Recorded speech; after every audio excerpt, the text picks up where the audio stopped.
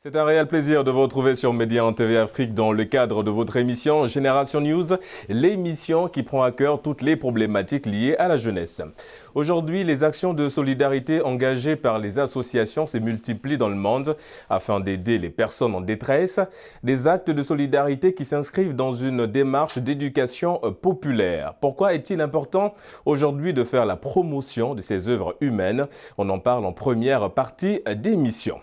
Les pratiques artistiques dans le champ de l'insertion sociale et professionnelle comme support de construction identitaire chez les jeunes, facilitant ainsi leur passage à la vie adulte, sera longuement débattue en fin d'émission. Et pour décortiquer avec moi ces deux thématiques que j'ai le plaisir de recevoir sur ce plateau, Junior, vous êtes fondateur de l'association La Cour des Enfants. Merci d'avoir répondu à notre invitation. Merci moi qui vous remercie. Et nous avons également en face de vous Manuel, vous êtes président de la filiale sénégalaise de la Cour des Enfants. Merci d'avoir répondu à l'invitation de Génération News. C'est moi qui vous remercie. Nous allons poursuivre avec Idriss, acteur associatif et volontaire Maroc-Sénégal. Merci de passage évidemment au Sénégal. Merci d'avoir répondu à notre invitation. Merci à vous. Et nous allons terminer avec celle qu'on appelle affectueusement l'ange du Sénégal. Sophie, vous êtes fondatrice de l'association Les Racines de l'Espoir. Merci en tout cas d'avoir répondu à notre invitation. C'est moi qui vous remercie. Nous allons tout de suite entamer la première thématique évidemment qui concerne cette forme de solidarité. Sophie, pourquoi faire preuve aujourd'hui d'humanisme dans le monde? Pourquoi c'est une priorité aujourd'hui? D'accord. Pourquoi c'est une priorité? Parce que je pense que j'ai l'habitude de dire, lorsqu'on arrive au monde, il y a les sages-femmes, si c'est dans les endroits les plus reculés, les femmes qui aident nos mamans à nous accueillir. À notre mort, on nous accompagne à la tombe. Donc pourquoi entre la vie et la mort, l'homme doit forcément penser qu'à lui. Donc nous devons faire preuve d'humanisme pour être là pour notre prochain, pour relever des défis de notre société, car pour le développement même de l'Afrique, les actions humanitaires sont incontournables. En parlant de solidarité, on va rester avec toi, Sophie. Évidemment, tu dans le social, beaucoup dans le social, on voit les actions que tu mets en place. Comment tu as fait pour arriver à ce stade-là? On n'oublie pas évidemment la formation que tu as suivie, mais derrière, tu es tombé dans le social. Comment es-tu arrivé à ce stade-là, de consacrer une bonne partie de ta vie à aider le prochain? La passion d'abord et l'envie d'aider.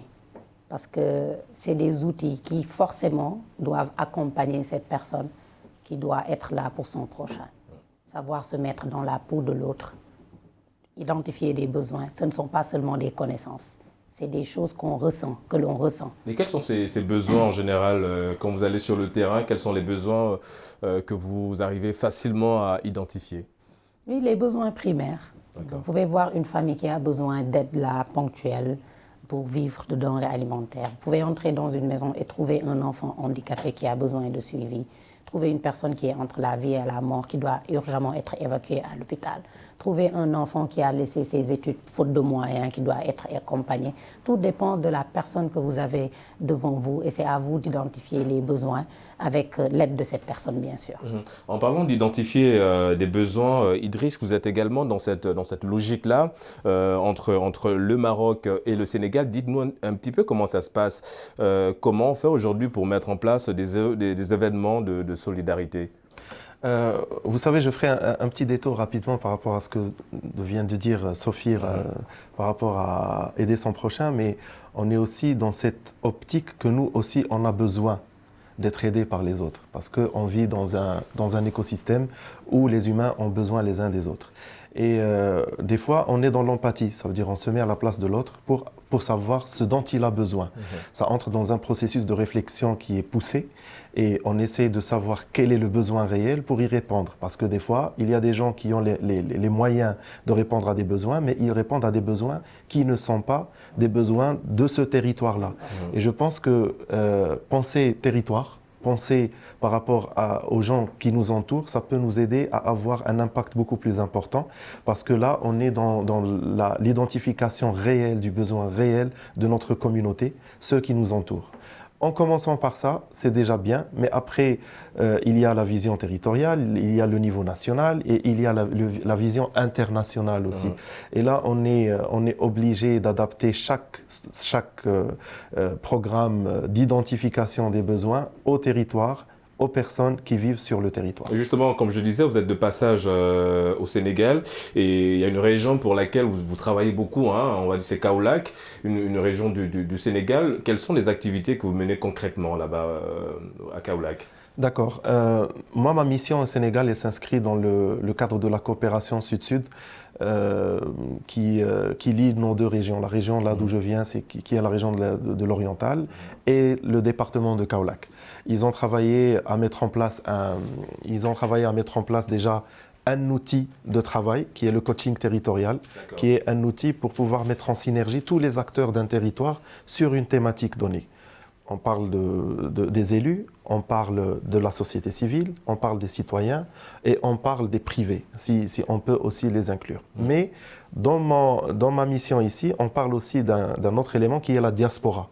La diaspora, comment peut-on la mobiliser pour le développement du territoire. Ce que nous avons... Toujours dans le caritatif. C'est sur plusieurs secteurs dans le caritatif parce qu'après avoir fait une collecte de données par rapport à l'apport de la diaspora sur un territoire donné, c'était principalement du caritatif dans l'éducation et dans la santé. C'était la réhabilitation de centres de santé, achat de bus pour les élèves, etc., etc.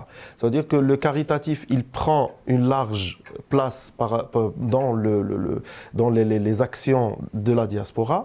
Et je dirais aussi que le social en soi, il est omniprésent. Si on fait une action culturelle, on est dans le social. Économique, on est dans le social, etc. Parce que la fin et la finalité de tout ce qu'on fait, c'est un petit peu pour vivre dans un milieu où on ne trouve pas des précarités pour pouvoir rêver d'un demain meilleur. Voilà. Rêver un lendemain meilleur. Junior, vous êtes dans cette optique-là.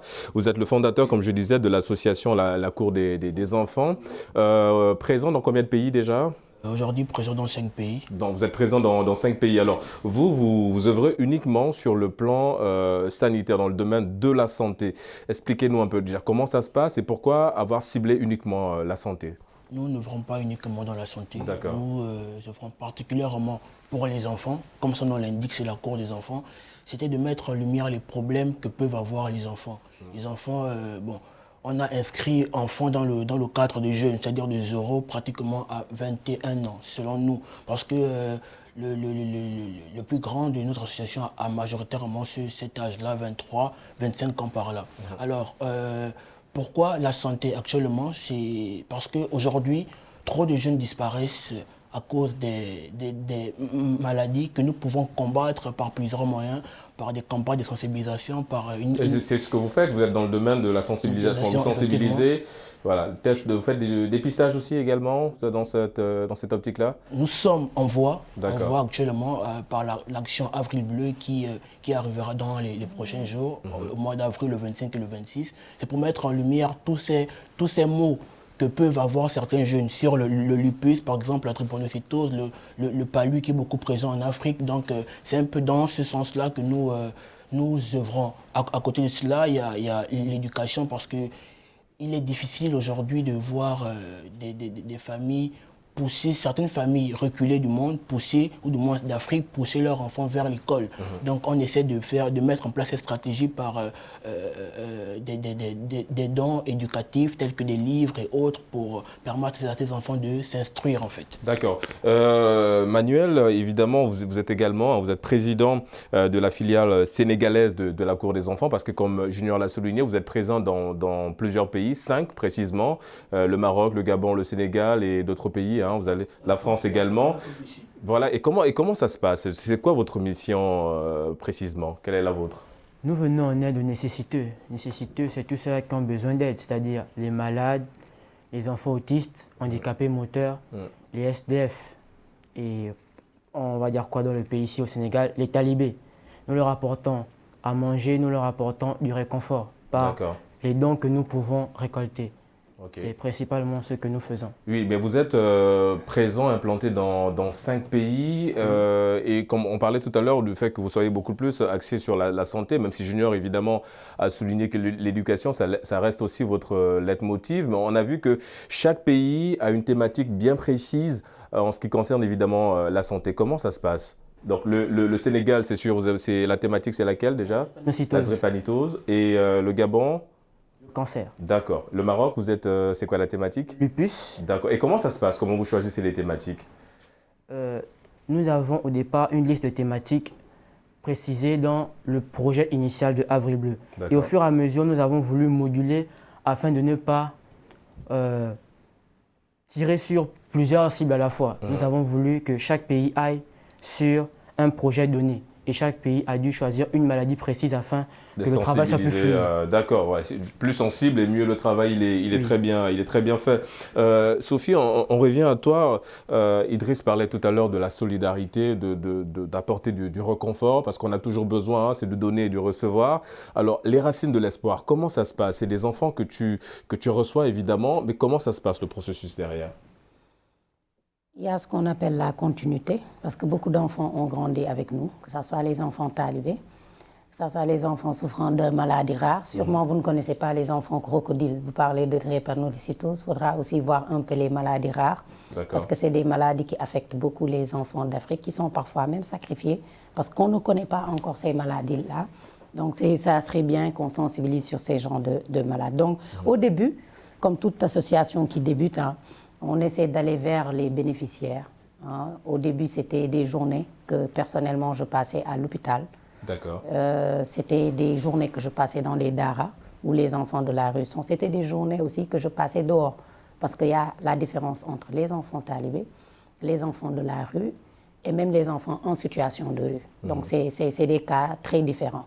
Maintenant, après, aujourd'hui, je pense qu'on a 1000 membres un peu partout dans le monde.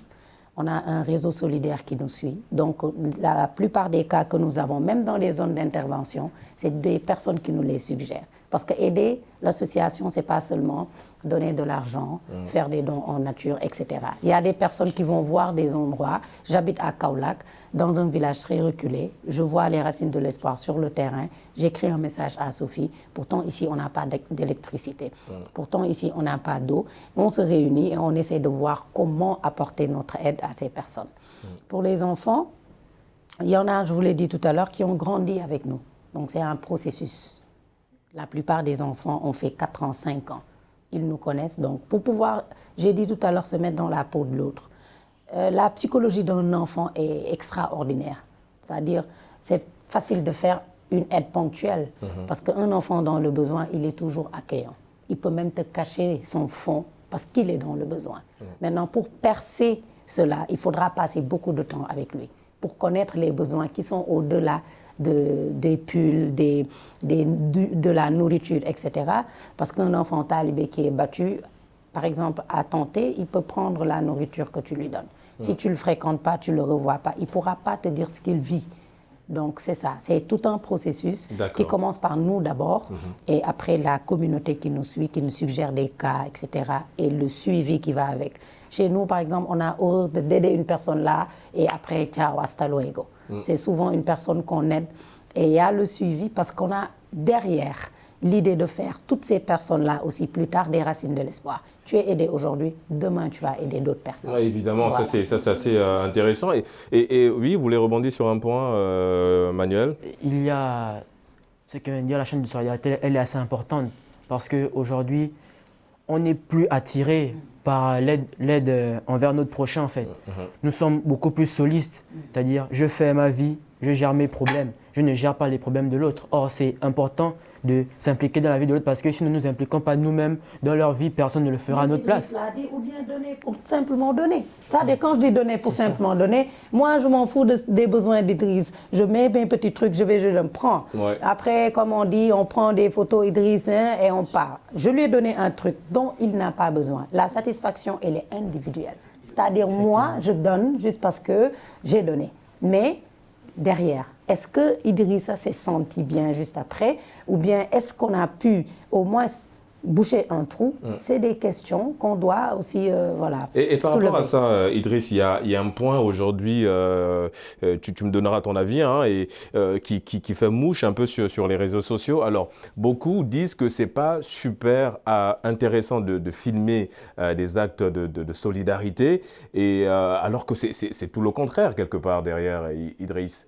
Exactement, je dirais que c'est une question générale qui existe un peu partout. Pourquoi se filmer en faisant un acte humain, social? Et je me dis pourquoi? Pourquoi? Parce que je voudrais aussi impacter l'autre qui ne le fait pas. Moi, je serais peut-être assez conservateur par rapport à la question qu'on est dans un monde où les gens sont solitaires, mais je dirais principalement que nous sommes dans un monde où les gens veulent faire du social, mais ils n'arrivent pas à faire le premier pas. Pourquoi? Parce qu'ils ont besoin de leaders comme vous. Voilà, c'est créer le déclic, parce que l'humain, il aime bien offrir, mais des fois, il n'arrive pas à offrir parce qu'il n'a pas confiance dans les structures pour lesquelles il va donner de l'argent. Et des fois, il ne peut pas sortir tout seul. En sortant, en filmant, en communiquant, on démontre juste à d'autres personnes qu'on existe et que vous pouvez nous faire confiance parce qu'on est dans la transparence. Ce que vous avez donné, il est là. Et vous pouvez le voir de vos propres yeux parce que vous n'avez pas pu être, pour des raisons quelconques, être avec nous sur le terrain, mais votre argent ou vos dons, ils sont là, voilà, à bon point. Et là, ça fera un effet... boule de neige aussi une boule de derrière. neige, exactement. Comme ça, on va pousser d'autres gens, on créera d'autres leaders qui vont peut-être aider les autres, voilà, qui vont faire la même chose. Et vous communiquez beaucoup sur Internet, Junior, en ce qui concerne vos programmes de sensibilisation, d'aide, de solidarité? Oui. Oui, pourquoi? Parce que pour qu'il y ait compréhension, il faut avoir communication, c'est clair. Très souvent, les gens ne comprennent pas le sens de la publicité des actions. Ce n'est pas tant pour montrer que l'on fait une action, non, c'est comme a eu à le dire Idriss, c'est pour motiver des personnes à aider en fait. C'est impossible qu'un individu lambda qui se trouve à Parcelles soit au courant qu'il y a une personne qui souffre à Dieuppeul. Si on ne met pas en lumière ce problème-là, en fait. Sophie a parlé de la chaîne de solidarité. Si je commence par aider Jacob qui a un souci et que je le montre, Idriss facilement sera touché, il appellera Moïse, Étienne, ils viendront en soutien et l'aide sera beaucoup plus massive en fait. Voilà pourquoi on publie très souvent, mais certains, comme les chrétiens par exemple, ils se fient à ce que l'on dit par exemple dans la Bible, que celui qui aide avec la main gauche ne doit pas montrer la main droite, ainsi de suite. Ouais. C'est un peu ça, mais pour les actions caritatives, je pense qu'il est normal et judicieux de mettre en lumière les actions qu'elles accomplissent afin de mobiliser les gens vers cette cause noble en fait. En parlant de mobilisation, de solidarité, alors tout à l'heure je t'ai appelé dans le début de la présentation comme l'ange, parce que c'est le petit nom. Hein. Et de sortir vous êtes des anges là. C'est le petit nom en tout cas. Je suis face à des anges. C'est le petit et vous nom cachez vos ailes tranquillement. Quoi. Mais c'est le petit nom en tout cas qu'on te donne, ma chère Sophie. Tu es considérée aujourd'hui comme un ange, parce qu'évidemment tu apportes le sourire, on voit des actions, tu es beaucoup sur le terrain.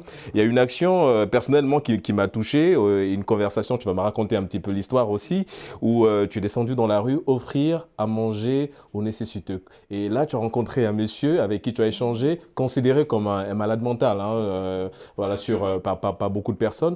Comment ça s'est passé déjà, le programme de descendre dans la rue, apporter à manger aux nécessiteux? Comment l'idée est venue derrière? D'accord, c'est le déjeuner pour tous, parce qu'on s'est rendu compte que, vous l'avez dit tout à l'heure, il y a donner et donner. La majorité des personnes qui offrent des nourritures, ils donnent les restes de la maison ou même des aliments mélangés. Ne donne pas à l'autre ce que tu n'aimerais pas recevoir. Donc le déjeuner pour tous est un concept qui permet de cuisiner les repas que nous mangeons chez nous, du bon poulet, du yassa, du keboujen, ça dépend même. Ouais. Si c'est avec les talibés, c'est eux qui choisissent le menu. Donc si c'est par exemple déjeuner, on le faisait, on partageait le repas avec les enfants. J'obligeais les membres de l'association à manger avec les enfants de la rue. Donc ce n'est pas généralement ce qu'on voit. Je cuisine, je donne, je pars. Tu partages le repas. Et dans ce partage-là, vous pourrez communiquer et identifier en même temps les besoins. Après, quand le coronavirus est venu, on ne peut plus faire la même chose. Donc on a amené le déjeuner pour tous version Covid, qui fait qu'on met les repas dans des petits plats On va dans la rue et on distribue aux personnes qui en ont besoin. Et là, vous avez fait la rencontre d'un monsieur et le déclic aussi, en tout cas, ça a, on va dire, débloqué plein de choses en vous, cette rencontre avec ce monsieur. Exactement. Généralement, je communique les images, j'utilise les images des enfants qui ont grandi avec nous. C'est comme bébé Mohamed qui est aujourd'hui une star de l'Internet, qui hier, quand il était petit, parce qu'il a la maladie qu'on appelle crocodile, les gens le fuyaient. Aujourd'hui, avec le net, tu rencontres bébé Mohamed dehors, il se tape là, il fait la star maintenant avec moi. Donc, il faut noter qu'on a fait la publication de cette photo pour sensibiliser, dire aux gens, si vous avez vu, sous la publication, il y en a énormément d'autres qui ont raconté leur histoire avec des malades qu'ils ont rencontrés dehors. Donc moi, quand je suis allée vers lui, c'était normal, la voiture passait, on a vu un homme, je ne sais même plus si, je ne peux même plus l'appeler malade mental en fait, c'est psychologique. Parce que pour moi, il y a quelque chose qui manque, mais ce n'est pas un fou comme on dit. Donc on s'est arrêté, j'ai pris la barquette, je suis allée vers lui. Naturellement, c'était juste pour déposer et repartir. J'ai posé la barquette, bon, vous allez bien monsieur? Oui, ça va. Excusez-moi, vous appelez comment? Je m'appelle Sophie. Ah, savais-tu que Sophie signifie sagesse et gentillesse? J'ai dit merci monsieur. Il me dit c'est à moi de vous dire merci, car dans ce monde aujourd'hui, la compassion se fait rare. Comme j'ai dit sur les réseaux, le reste de notre discussion, je garde pour moi. Et on aurait bien voulu avoir la suite. Mais arrivé dans la voiture, je me suis dit, tiens, c'est des personnes qu'on dit, oui, le malade mental, le fou, etc., mais qui sont beaucoup plus sensés que nous. Donc, où se trouve actuellement leur problème? C'est peut-être un problème d'âme, de fond, un problème qu'ils ont gardé en eux, qui ont fait de ce qu'ils ont, mais loin de perdre la conscience, parce que ce qu'il m'a dit, croyez-moi, ce n'est pas des paroles d'un fou. Et justement, Idriss, par rapport à ça, est-ce que aider des personnes dans le besoin est vecteur en tout cas de bonheur, de santé et de bonne humeur? Vous partagez cette assertion? Écoutez, elle parle très bien, Sophie, du besoin ponctuel. C'est-à-dire, je dois manger, j'ai faim. Je dois m'habiller, j'ai froid. Ça, c'est des besoins ponctuels qu'on peut régler dans l'immédiat. Mais il y a en parallèle toutes les actions, comme elle vient de dire, de communiquer pour avoir le vrai besoin, la source du besoin qui a fait que cette personne veut manger à faim. Et c'est là où on commence à travailler sur la source du problème dans un processus qui peut prendre un peu de temps, mais qui donnera des résultats qui sont fascinants après. Parce que là, on a besoin d'insérer des gens dans la vie sociale, dans la citoyenneté, dans l'employabilité pour qu'ils puissent avoir des revenus après. Et là, on s'inscrit dans la durabilité parce que si on continue à donner de quoi manger toujours aux mêmes personnes, on aura toujours les mêmes personnes avec un plus chaque année. C'est-à-dire on ne va jamais trouver de solution. Mais si on donne aujourd'hui à cette personne à manger, mais on lui donne aussi un outil pour s'inscrire dans une démarche de pérennité, là, il va revenir vers nous pour aider d'autres personnes. Et je pense que c'est ici le déclic. C'est de travailler sur l'immédiat avec des actions tactiques opérationnelles, mais aussi avoir une vision stratégique. Et c'est là où la société civile pourrait intervenir. Parce qu'aujourd'hui, oui, on fait de belles choses, mais je ne veux pas faire la même chose l'année prochaine. Pour ne pas la faire, je devrais m'inscrire avec un écosystème qui travaille sur à peu près les mêmes choses pour s'inscrire dans une ligne stratégique pour un Sénégal meilleur, pour un monde meilleur, quoi. Voilà. Et justement, par rapport à ça, je reviens à toi, Manuel, dans quelques minutes. Alors, le projet que vous avez lancé, il n'est pas très loin de celui de Sophie. Évidemment, c'était par rapport au pull, au froid. Expliquez-nous un petit peu le message derrière, la stratégie voulue. Alors, par rapport à un certain moment, on voyait, j'habite à Oujda, c'est une ville où l'hiver c'est très froid, l'été c'est très chaud. Et dans cette période de froid, on s'était dit, écoute, on ne va pas toujours être dans le stratégique et travailler derrière, mais on peut aussi s'inscrire, parce qu'il y a beaucoup d'associations, il faut le dire, surtout de jeunes, qui descendent vers le terrain et qui font quelque chose. C'est-à-dire que ramener quelque chose de plus, ça ne fera que du bien pour la société. Mais nous, on s'était dit, on a des gens qui sont dans le besoin, mais par dignité, ils n'arrivent pas à l'exprimer ou partir chercher des vêtements ou de quoi se nourrir ailleurs. C'est ce que Sophie a souligné tout à l'heure. Exactement.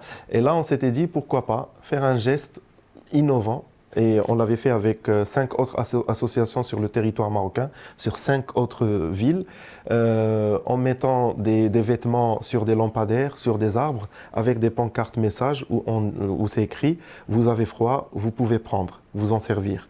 Et là, les gens, ils passaient pour les prendre. Mais après, on a incité aussi les gens qui ne pouvaient pas partir vers les mêmes endroits parce que ce n'était pas le but, de sortir juste dans leur quartier et faire la même chose. Et là, on s'était dit que la solidarité est l'affaire de tous. Ouais, on parlait des chaînes de solidarité, et effectivement, oui, Manuel. Non, mais les chaînes de solidarité sont importantes. Il vient de prendre l'exemple des pulls pour accrocher lampadaires. J'ai vu, par exemple, sur des réseaux sociaux, souvent, une affiche où il y avait une caisse, il y avait de la nourriture à l'intérieur. Il y avait des inscriptions. Si tu ne peux pas, si tu peux donner, donne. Si tu ne peux pas donner, prends. C'est souvent important de faire ce genre de choses. Pourquoi? Parce qu'on est peu attiré, je dis encore peu attiré par l'aide en fait. Donc, mieux on nous laisse le choix. Donne ou récupère. C'est très important. On va aller vite faire on va fermer cette première partie. On va mettre ça dans un quartier où on ne vend pas de friperie. Hein. Évidemment. On va clore cette partie avec toi, cette première partie avec toi, Junior, évidemment. Alors, on parle de chaîne de solidarité en quelques mots. Est-ce que vous êtes dans cette optique-là, vous également? Oui. Vous êtes beaucoup plus dans la recherche des partenaires? Nous sommes dans cette thématique parce que le 1er février 2020, on a eu un concept qui avait pour nom Samedi jaune. D'accord. Samedi jaune rentre dans le cadre de Déjeuner pour tous. C'était un partage de denrées alimentaires aux personnes dans les rues. C'était 400 pains que nous avons partagés à des personnes à partir du carrefour de Niaritali, Jet d'eau, Grand Dakar et Bentali. D'accord. Voilà. On aura en tout cas l'occasion de revenir. On marque une courte pause. On se retrouve dans une poignée de minutes. À tout de suite sur Média TV Afrique.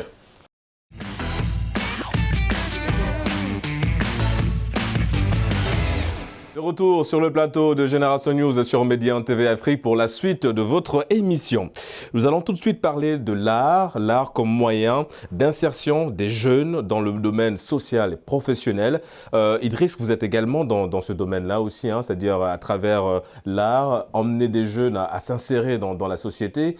Comment ça se passe? Comment aujourd'hui mettre vraiment l'art au service des jeunes, au service de l'insertion des jeunes dans le domaine professionnel? Vous savez, j'ai 2 petits exemples rapidement que je vais faire. Il y a une activité qui se fait au Maroc, mais principalement dans la région, c'est la traversée de l'Oriental, où il y a des jeunes qui partent avec une institution pour faire la traversée dans les montagnes vers des élèves qui sont dans le froid. Ils leur amènent des habits, ils leur amènent de quoi manger, mais aussi ils leur amènent des ateliers artistiques. Ils font de la peinture, ils font de la musique, ils font tout ce qu'il faut. Après, nous, dans notre association, c'est l'association Passager à Oujda, on a développé un autre truc, c'est que nous savons qu'il y a des jeunes dans des quartiers défavorisés qui ne partent pas vers les infrastructures artistiques. D'accord. Parce qu'ils ne sont pas sensibilisés, parce qu'ils ont peur de temps en temps et parce qu'ils croient que c'est élitaire, que l'art enfin, on peut le mettre qu'avec une partie de la société. Et là, on est parti vers ces quartiers-là et on a mis juste de petites sonorisations où on a donné la parole à des femmes, à des hommes pour exprimer leur art, par la poésie, le théâtre, la musique, etc. Mais dans le processus, on avait aussi les habitants de ces quartiers qui passaient, parce que tout le monde peut chanter, tout le monde peut raconter une histoire. Et c'était là où on a commencé à faire ça. Après, ces gens-là, ils commençaient à adhérer à notre association. Ils se mettaient à assister aux événements, etc. Mais pour faire un événement artistique, on a besoin d'une panoplie de métiers. Nous avons l'infographiste qui nous fait l'affiche, nous avons le photographe, nous avons le vidéographe, le technicien de son, celui qui s'occupe de la logistique, etc. On peut parler de 36 métiers autour de tout ça. Ouais, c'est toute une équipe aussi derrière. Voilà, exactement. Évidemment. Et vous êtes aussi dans cette démarche-là, Sophie, dans les racines de l'espoir. C'est des activités culturelles, d'art, pour évidemment permettre à ces jeunes, des enfants que vous élevez, vous êtes leur maman, on va le dire ainsi. Comment ça se passe aussi? Quelles sont les activités qu'on retrouve au sein des racines de l'espoir? D'accord. Il y a des ateliers que nous faisons. Pour le moment, on attend la fin de la construction de la Maison de l'Espoir. Parce que je parlais tout à l'heure de cibles. il faut éviter d'imposer.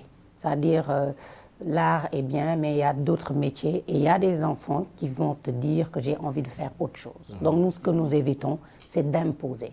Maintenant, dans le milieu humanitaire, le social, il a dit quelque chose de très important. C'est-à-dire, ces personnes ont généralement peur de sortir ce qu'ils ont ou ce qu'ils veulent faire. Maintenant, c'est à vous de créer ce déclic-là. Tu vas voir quelqu'un chanter, ah, tu as une très belle voix, pourquoi ne pas aller faire ceci? Un enfant dessiner, ah, tu peux être un futur peintre. C'est-à-dire créer ce déclic-là, c'est ce que nous faisons souvent, c'est-à-dire te faire sortir de ce, comment dirais-je, zone de truc et aller vers ce que tu as envie de faire. Parce que j'ai l'habitude de dire, c'est important d'aimer ce que tu fais, que ça soit l'art ou autre chose, avoir la passion. Tu vas trouver un docteur, on lui a imposé d'être docteur. Vois la façon dont il traite ses patients, tu comprendras. Avocat, même chose de défendre. Maintenant, quand tu vas dans l'art, ce qui est magnifique dans l'art, c'est que ça permet, mis à part aimer ce métier-là, ça permet à la personne même d'extérioriser ce qu'il a dans le cœur, soit sur un papier, soit en chantant ou autre. Donc c'est quelque chose de magnifique. Et on pousse effectivement les enfants, d'une part, qui en ont envie, à aller vers ces métiers-là et à sortir ce qu'ils ont dans le cœur et dans la tête. Junior, vous partagez son avis. Il faut aller évidemment dans cette optique-là, l'art au service des jeunes, au service de la réinsertion professionnelle. Oui, effectivement, parce que de nos jours, il y a des jeunes qui ont un problème de confiance en soi, qui ont au fond d'eux des talents qu'ils ont du mal à exprimer. Donc c'est la raison pour laquelle certaines associations caritatives mettent en place des stratégies telles que elle a parlé des campagnes de chants, de poésie et autres, parce que ça permet à ces personnes-là de se sentir attirées, de se sentir aimées, afin de dévoiler ce qu'ils ont au fond d'eux comme talent à exprimer en fait. Au sein de notre association, oui, on le fait très souvent, des campagnes de chants, mais c'est beaucoup plus avec les plus petits, des campagnes de chants et autres, parce qu'il y a certains qui ont peut-être dans leur enfance subi des traumatismes, des viols et autres, mais qui ont du mal à extérioriser cela. Donc c'est un peu dans ce sens que nous travaillons. Un simple papier, un petit truc, tu voilà. pourras avoir un enfant qui au fond, c'est incroyable. Bricolage et tout, il s'exprime et tout. Très souvent, il dessine même des choses qu'il a eu à vivre et c'est à travers cela que l'on réalise ce qui se passe. L'art manuel, une autre manière, une autre façon de s'exprimer. Bon, oui, parce qu'il y a aujourd'hui, je vais prendre l'exemple des enfants autistes. Les enfants autistes aujourd'hui sont des enfants assez reclus sur eux-mêmes. Ils ne s'extériorisent pas assez. Et leur offrir le moyen d'exprimer leurs sentiments avec l'art, c'est-à-dire il y a la poterie, il y a le dessin et bien d'autres encore, leur permet d'être plus ouverts au monde. Ça leur permet d'avoir, on va dire quoi, une voix sur la société. C'est très très très important, surtout dans leur cas en fait. Parce que vraiment, cette maladie... Oui, évidemment, il y a le repli, comme vous l'avez dit aussi. Idriss, alors, je vais le rappeler tout au long de cette émission, vous êtes à Kaolack. Et évidemment, est-ce qu'à Kaolack également, vous avez mis en place ce genre d'activité par l'art, par la culture, pour essayer évidemment de ramener du monde pour, on va dire, la construction de Kaolack. Et également, derrière aussi, vous avez parlé de la diaspora. Quel est l'impact également de la diaspora par rapport à ces activités d'art culturel ? D'accord. Il faut dire que ça fait pas longtemps que je suis à Kaolack, mais je pourrais citer par exemple quelques actions qui ont été faites. Parce que je suis arrivé sur une action qui parlait un petit peu du féminisme. Et c'était un groupe de jeunes femmes à Kaolack qui l'ont mise en place. Et c'est un projet qui s'appelle Au Féminin et qui est nommé Oulouma. Et là, c'est du théâtre? C'est chorégraphie, théâtre, musique, etc. De 30 minutes, ça parle un petit peu de tous les problèmes que subissent les femmes au niveau de ce territoire, exactement, et qu'elles ont manifesté sous forme artistique. Ça les a libérées, elles étaient très libres sur la scène, et ça les a aidées aussi à se redécouvrir et à rêver plus, parce qu'après cette action, elles ont pensé à mettre en place une association pour ça. Et je dirais que vous voyez, à partir d'une pièce de théâtre, comment peut-on défendre une cause qui fait mal depuis longtemps, mais tout en se structurant. Et c'était très, très, très bien fait. Et c'était financé via un autre type de financement, c'est le financement participatif, le crowdfunding, c'était une campagne qui a été faite en Allemagne et que des gens comme ça qui ont mis de l'argent pour pouvoir aider cette action. Après, la diaspora, vous savez, tout le monde a besoin d'art. Ça veut dire que même en attendant dans une conférence, on lance de la musique. On peut même avoir une exposition avant d'entrer dans le plus grand meeting du monde qui va traiter je ne sais pas quoi. Il y a toujours la mise en scène de toute une place, c'est-à-dire l'art est omniprésent. Les artistes, ils sont des fédérateurs. Ils sont toujours derrière les questions sociales aussi, parce qu'ils font des appels à l'action pour faire fédérer les autres autour d'une thématique donnée. Et là, je pense que oui, la diaspora, elle sera très ouverte par rapport à ce genre de questions. Sophie, alors évidemment, on a parlé des racines de l'espoir, vous l'avez dit, hein, c'est des jeunes que vous laissez en tout cas explorer hein, l'étendue de leur intelligence, de leur savoir en ce qui concerne l'art, évidemment. Mais comment ça se passe concrètement dans le suivi? C'est-à-dire, si au bout de 5 ans, on va le dire, hein, on a un jeune de 17 ans qui développe évidemment des facultés à bien dessiner, comment ça se passe? Comment vous faites pour accompagner ce jeune? Effectivement, c'est comme quand on essaie à long terme d'aider les jeunes à être autonomes. C'est-à-dire il y a des personnes qui accompagnent l'association depuis le début. D'accord. Que ce soit des maisons artistiques, que ce soit des menuisiers, que ce soit des chefs d'entreprise qui vont te dire, arrivé à tel âge, cet enfant pourra venir intégrer notre structure. D'où les partenariats dont vous parlez tout à l'heure. Ça va dans le sens de créer un avenir meilleur pour ces enfants-là. Donc, c'est à base des partenariats avec des structures qui font ce dont eux, ils ont envie. C'est pourquoi je parlais tout à l'heure de ne pas imposer, etc. Et de les laisser... De laisser voilà. Évidemment les enfants aller... Et comme l'art est comment dirais-je, nous permet d'extérioriser, je l'ai dit tout à l'heure, ce qu'on a dans le cœur, et de mener même un combat en fonction du zone où on est. Quand vous allez en Casamance, vous êtes obligé d'utiliser parfois leur culture pour pouvoir sensibiliser du côté de l'art. Vous allez chez les Peuls, etc. Et ça dépend de chaque culture, comment utiliser l'art et la culture pour pouvoir sensibiliser les personnes qui y vivent par rapport à tel ou tel dont ils parlaient, thématique ou tel problème. Mais en ce qui concerne les enfants, on a des personnes derrière qui sont là, prêtes à accompagner pour qu'ils puissent extérioriser ce qu'ils ont ou même vivre de leur art, comme on dit. Vivre de leur art. Junior, je viens à toi dans quelques minutes. Idriss, elle a soulevé un point qui est très intéressant en parlant évidemment de suivi, en parlant de culture propre à une région bien particulière. Vous avez beaucoup et longtemps travaillé au Maroc avant évidemment de venir au Sénégal. Est-ce que vous avez fait également ce même constat? C'est-à-dire que dans chaque région, une culture propre et du coup, réadapter l'art, la culture des jeunes en fonction de la région. Mais bien sûr, ne serait-ce que dans le texte de la publicité. Ça veut dire qu'un texte en français pour ramener les jeunes vers toi sur Casablanca, Rabat ou d'autres, ne ramènera pas le même nombre à Oujda ou dans la région de l'Oriental parce qu'il y a des langues différentes. Nous avons la mazir et nous avons le dialecte arabe aussi. Ça veut dire que nous étions dans cette démarche. Comment nous adapter par rapport à notre territoire?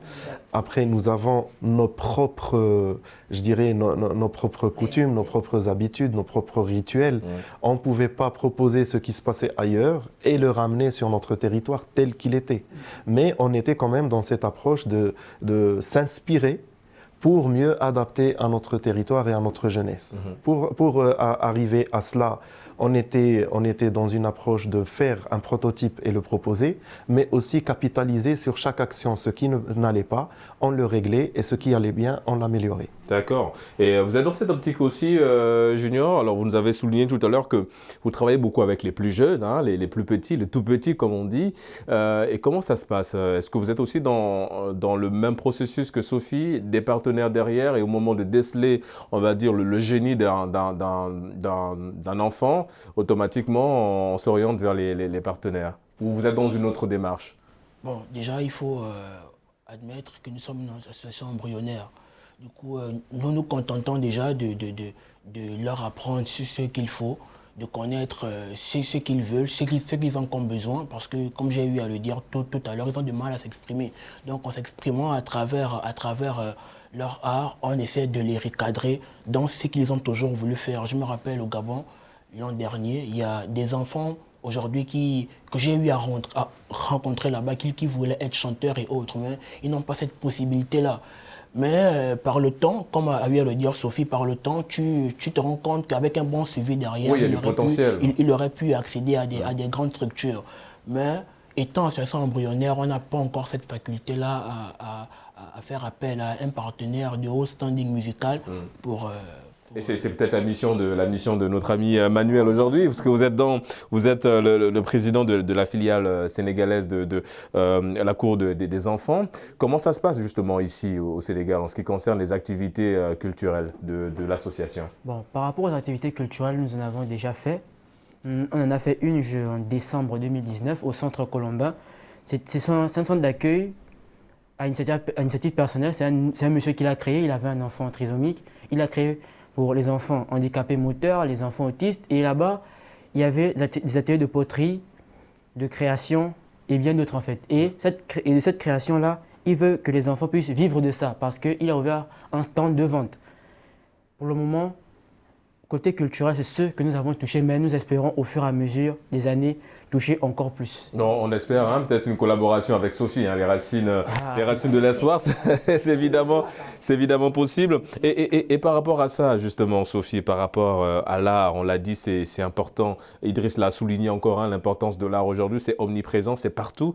Est-ce que aussi la logique, là, vous la suivez du monsieur qui derrière revend, en tout cas, les œuvres des jeunes pour évidemment permettre à ces jeunes de vivre et de pouvoir faire vivre aussi leur famille. Vous êtes dans cette optique-là aussi? C'est ce que j'ai dit tout à l'heure, en disant vivre de leur art. C'est-à-dire, effectivement, trouver des partenaires qui pourront d'abord les former, parce que tu peux connaître un truc et il y a des paramètres, tu auras forcément besoin d'une formation pour pouvoir, comment dirais-je, réajuster ce que tu as. Juste après, ils peuvent décider soit de revendre à travers des expositions, ou même peut-être à travers des associations qui vont vendre un tableau et dire c'est pour tous les enfants. Parce qu'on n'est pas dans l'individualisme, c'est-à-dire un seul fait de l'art, mais qui pourra aider d'autres enfants. Évidemment, donc pas te nourrir toi seul, mais nourrir d'autres personnes. Comme je disais tout à l'heure, la logique de cette chaîne de solidarité qui sera en fait, on t'a aidé, essaie aussi d'en faire autant pour les autres. Donc, même avec l'art, on va répéter la même chose. et Idriss, tu veux rebondir sur un point et parce que vous également, au-delà d'apporter évidemment cette possibilité, vous formez aussi à l'art, beaucoup plus le numérique, c'est ça? Oui, on s'est mis à faire des ateliers de formation dans l'entrepreneuriat culturel. Qu'au Maroc, il y a un statut qui est sorti, c'est le statut de l'auto-entrepreneur, qui est un petit peu qui est la passerelle vers l'entrepreneuriat au vrai sens du terme.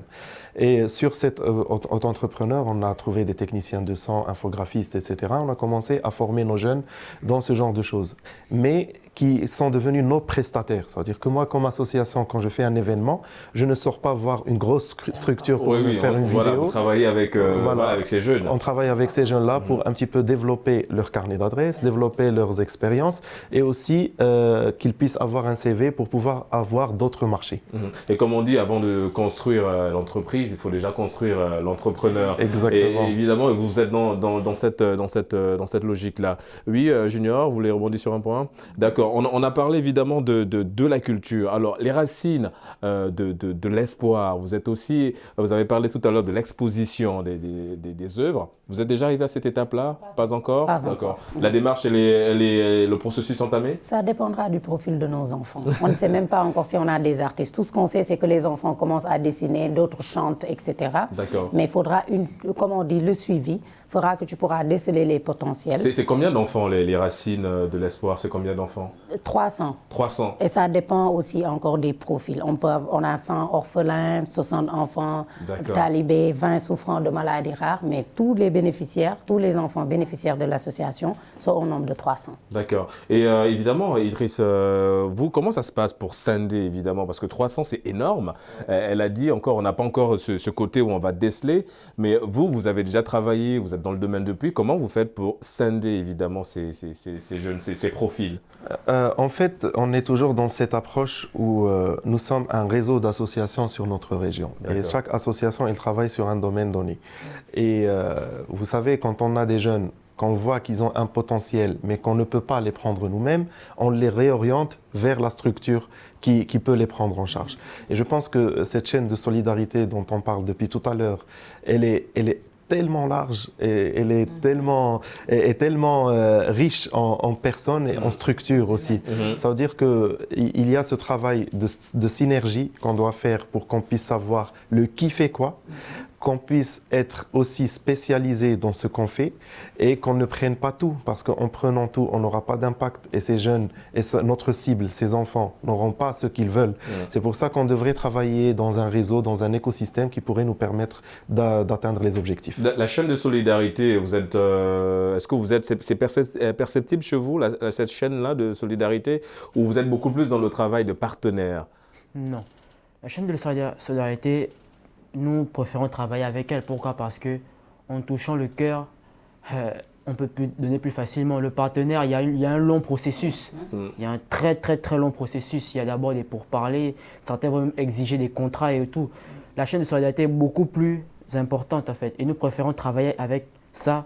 Les partenaires, c'est en apport extérieur, mais on préfère d'abord travailler. Et il y a un autre point aussi, Junior, on en a discuté un petit peu en off, c'est évidemment lorsque vous travaillez avec des partenaires, en l'occurrence les autorités, beaucoup ont tendance à faire une forme de récupération alors que c'est du caritatif, c'est du social, mais derrière on a l'impression que c'est politisé quelque part. Vous avez été déjà, on va dire, vous êtes retrouvé dans ce genre de situation? Oui, je me suis retrouvé dans ce genre de situation, mais je préférais ne pas en dire plus là-dessus. D'accord. Ok. On va revenir à toi, Sophie. On a parlé des racines, on a parlé évidemment de l'art. Idriss aussi a souligné le point, la nécessité aujourd'hui d'y aller. 300, c'est dans toutes les régions déjà, dans toutes les régions. 300, c'est au total, dans toutes les régions. Dans toutes les régions. D'accord. Par exemple, en Casamance, on a des enfants, on mise sur l'éducation. Les enfants qui font des kilomètres pour aller à l'école, qui sont dans des abris provisoires qu'on soutient. À Dakar, on a l'association des veuves et orphelins du Sénégal. Vous avez les enfants souffrant d'ictus congénitale, vous avez les enfants talibés, vous avez nos enfants qui sont dans la rue et qu'on essaie de récupérer pour les réinsérer dans la société. La chaîne de solidarité, en tout cas, aujourd'hui cette chaîne-là qui fait, entre guillemets, on va le dire ainsi, faire vivre les racines de l'espoir. Vous nous avez en off parlé, si ça ne vous dérange pas, on peut en parler évidemment. Le local où est située la structure coûte énormément cher mensuellement et c'est cette chaîne de solidarité qui vous aide. Comment vous êtes reconnaissant derrière la reconnaissance? Il faut noter que là, on n'a pas encore de paiement mensuel parce que j'en profite pour demander pardon à mon père. J'ai transformé notre maison en stockage de bagages, etc. Non, donc, comme il est aux États-Unis, je suis désolée, papa, il est aux États-Unis. Non, papa, en tout cas, il nous regarde, je pense que voilà, je gère la maison. C'est pour la bonne cause. C'est pour la bonne cause. Voilà. Donc, il y a ça. On n'a pas de local à payer. J'ai transformé les chambres, etc. D'accord. Pour stocker. Donc, pour tout ce qui est financier, il y a le compte bancaire, il y a les systèmes de transfert. Sinon, on est en train de construire un centre d'accueil où les enfants pourront vivre. Et ce centre d'accueil-là est à coût pour le moment de 60 et quelques millions. D'accord. Et c'est grâce à cette chaîne solidaire-là que nous avons construit cette maison. Il n'y a pas de partenaire, tu signes, je te donne tant ou tant de millions. Ouais, parce et que grâce à Dieu, comme Manuel l'a dit, ça prend du temps aussi derrière. Et puis non seulement après, ça prend du temps, mais les racines de l'espoir, je vous ai dit tout à l'heure, a un autre objectif. C'est-à-dire, les enfants qui seront dans cette maison-là, ils sauront que c'est des personnes lambda qui ont construit cette maison. Donc ça va toucher leur cœur. Et dinañ góorgóorlu, comme on dit en Wolof, ils vont faire beaucoup d'efforts pour eux aussi réussir dans la vie et rendre la monnaie. Sinon, chaque chambre après portera le nom d'une personne qui a quand même, c'est une personne lambda, mais qui fait un chèque de, je ne sais pas, c'est-à-dire, tout le monde sait que donner de l'argent n'est pas si facile. Et quand on le fait pour la bonne cause, au lieu d'attendre que Idriss part, les hommages à gauche, à droite, on va accrocher une photo d'Idriss dans la chambre des enfants. Ouais. La chambre s'appelle chambre Idriss. Les enfants sauront qui est Idriss. Idriss, il y a une chambre déjà. Voilà. Les enfants sauront qui est Idriss, exact. Et c'est pas forcément un chèque, ça peut être du ciment, etc. Oui, une personne peut-être qui a construit, qui a passé tout son temps au chantier, etc. Et comme on dit, c'est une éducation que nous allons donner à nos enfants pour qu'ils puissent garder leur humanité. Et vous partagez son avis, l'éducation ça passe par l'art aussi, hein. Même si évidemment il y a la chambre Idriss qui est en projet, mais vous partagez son avis, c'est derrière l'éducation aussi. Mais bien sûr, moi je dis que tout est éducation, on parle aussi d'éducation artistique, parce que c'est aussi bien. Mais moi j'adore beaucoup plus l'idée de rendre hommage de cette manière, parce que ceux qui ont donné de l'argent, normalement, ils n'en ont pas besoin, mais ils ont besoin de reconnaissance. Et cette reconnaissance les poussera à donner plus. Et pour d'autres personnes, un peu partout.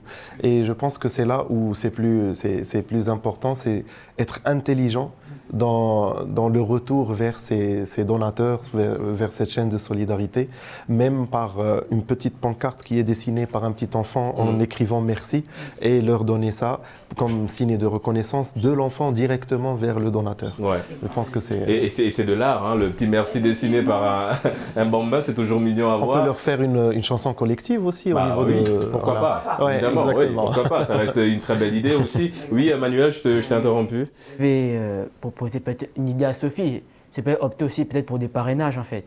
Que des personnes lambda puissent parrainer des enfants pour pouvoir leur offrir. C'est lancé avec la campagne Je m'engage. D'accord, d'accord. Là, tout le monde, on a une cagnotte de 5 millions de francs CFA en moins d'une semaine, de deux semaines. On est presque à 2 millions. Les gens sont en train de s'engager pour financer l'association, mais en même temps, on avait commencé avec l'engagement individuel. Mais on a remarqué qu'il y a des parrains qui n'honoraient pas leur engagement. Donc tu pourras te retrouver avec un Momodou qui reçoit beaucoup de choses de son parrain et un Modou qui ne reçoit absolument rien. Oui, donc, ça peut créer avec des enfants, ça peut créer... On a essayé de parrainer l'association et là tout le monde, tous les enfants vont recevoir des trucs à part égale. Julien, en parlant de ça aussi, parce qu'on voilà, on l'a dit, hein, vous œuvrez dans le social, beaucoup, l'art aussi, vous l'avez dit, c'est présent hein, dans les œuvres caritatives que vous mettez en place. Quels sont les retours en général que vous recevez de ces gens-là, des personnes que vous aidez? Comme tout le monde, merci. Et ils sont très contents parce que quand on est en situation de difficulté, recevoir de l'aide, forcément, ça fait plaisir. Donc, merci. Et ce merci représente beaucoup, en fait. On n'a pas besoin forcément de quelque chose d'extraordinaire. Ce merci représente beaucoup parce que être la raison pour laquelle quelqu'un croit à la bonté de l'humanité, c'est magnifique et c'est plaisant. Elle est très forte, hein, cette phrase. Là. Évidemment, croire en la beauté de l'humanité. Le merci, il est très important, Idriss. Et je pense que les merci, tu en as reçu, on va dire, des dizaines et des milliers de merci depuis que, évidemment, tu es dans ce domaine-là. C'est ce que j'allais dire, le Jerry Jeff aussi. Ah voilà. C'est ce que j'allais dire. Voilà. C'est vrai qu'en faisant la chose, ce qui est bien, je pense que c'est notre affaire à tous, c'est qu'on n'attend pas de merci. C'est parce que si on attend le merci, on ne va pas avancer. On va attendre que ça se dise pour avancer. Mais ce qui est bien, c'est qu'on ne l'attend pas. Mais quand ça vient, c'est hyper bien, ça fait plaisir. Voilà. Moi, je vais vous dire merci parce que nous sommes arrivés au terme de cette émission. Donc, merci à Idriss. Je rappelle, vous êtes acteur associatif et volontaire Maroc-Sénégal. Merci d'avoir répondu à l'invitation de Génération News. Merci également à Manuel, président de la filiale sénégalaise de la Cour des enfants. Merci d'avoir répondu à l'invitation de Média TV Afrique. Junior, merci également, fondateur de l'association de la Cour des enfants, d'avoir répondu à l'invitation de Génération News. Et on termine avec l'ange, même si aujourd'hui, on termine avec l'ange, Sophie, présidente de l'association Les Racines de l'Espoir. Merci d'avoir répondu à notre invitation. Merci à vous, vraiment. Et c'est la fin de cette émission. On se donne évidemment rendez-vous la semaine prochaine pour d'autres thématiques liées à la jeunesse. D'ici là, gardez le sourire en compagnie de nos programmes.